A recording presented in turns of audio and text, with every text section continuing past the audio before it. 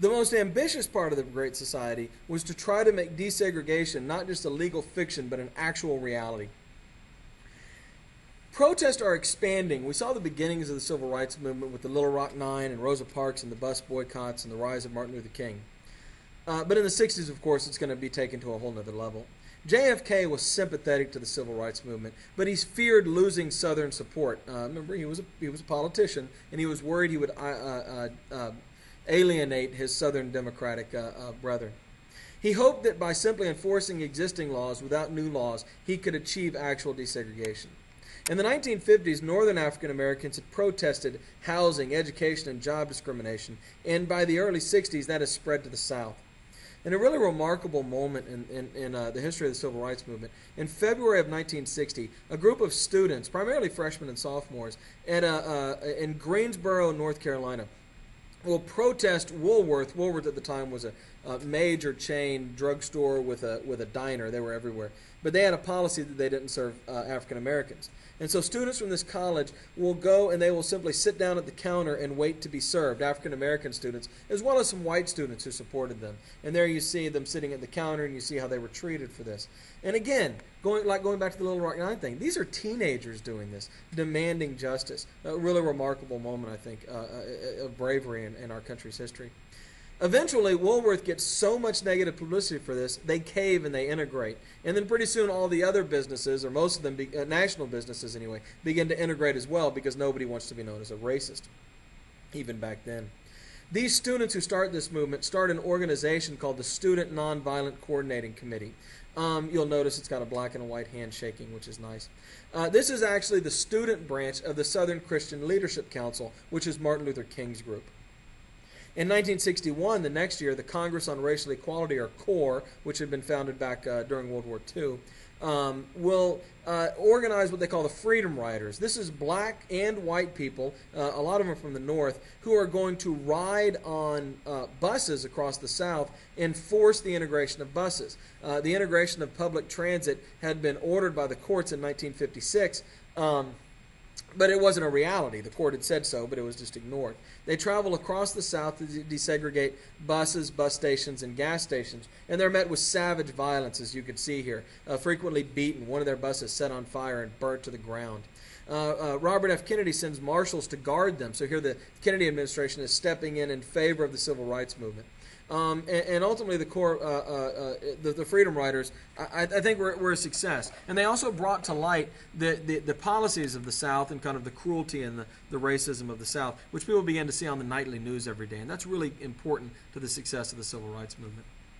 In April of 1963, Martin Luther King will do a march in Birmingham against their racist policies. The police chief of Birmingham, Bull Connor, uses dogs, water hoses, tear gas, electric prods on the protesters.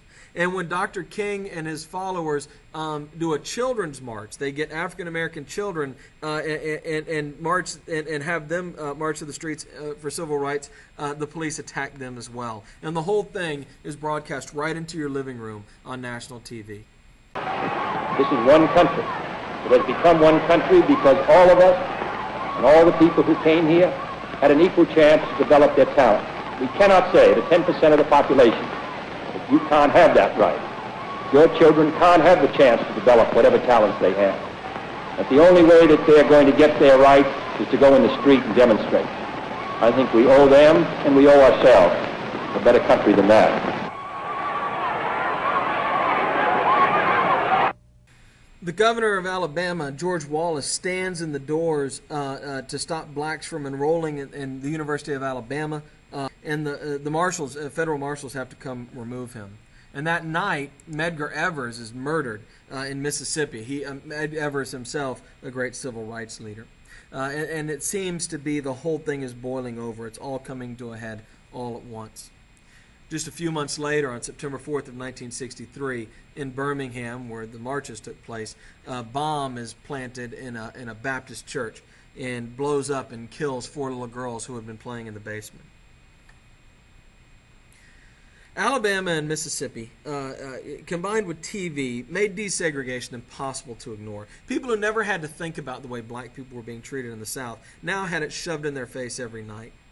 And on the night of George Wallace and the doors of the University of Alabama and Medgar Evers being killed, John F. Kennedy goes on TV and addresses the nation.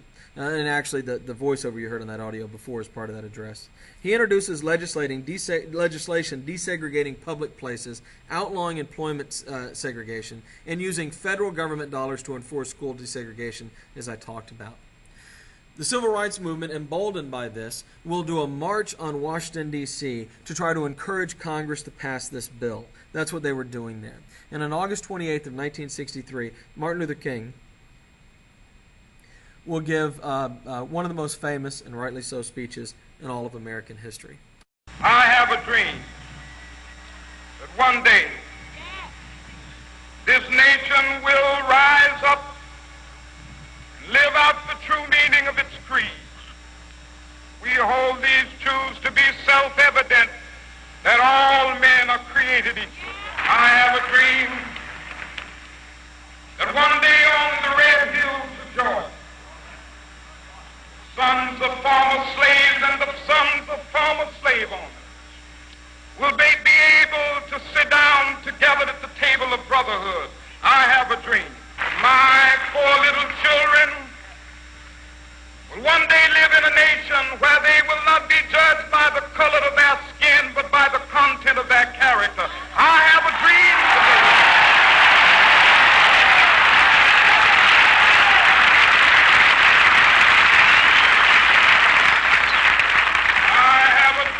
That one day every valley shall be exalted, every hill and mountain shall be made low, the rough places will be made plain, and the crooked places will be made straight, and the glory of the Lord shall be revealed, and all flesh shall see it together. I have to point out that while today we look back, most Americans, I think, look back on that as this great moment where King gives this beautiful speech in front of a couple 100,000 people, and it is on TV. At the time, it was extremely controversial. A majority of Americans did not think the civil rights marchers, that is to say black people, should be allowed to have that assembly at all. And most white Washingtonians, people in D.C., left the city in fear, and that whole thing was surrounded by National Guard troops, making sure it didn't get out of hand. They didn't do that typically for white rallies, by the way. So while we look back on it today as this beautiful moment of kind of peace and justice, at the time it was deeply controversial and strongly opposed. Of course, Kennedy will be assassinated in November of that year, just a few months later, and this bill will become part of Kennedy's legacy. And so supporters of the bill will say we have to pass it for the slain president. The House passes it, but the Senate Dixiecrats, the Southern Democrats, filibuster it. LBJ uses the ghost of JFK as a martyr and his own impressive legislative skills to force Southerners to drop the filibuster and allow the bill to pass. The Civil Rights Act of 1964 is one of the most controversial but important pieces of legislation in history. By the way, Malcolm X and Martin Luther King, the only time they ever met was when they went to the Capitol to see it signed.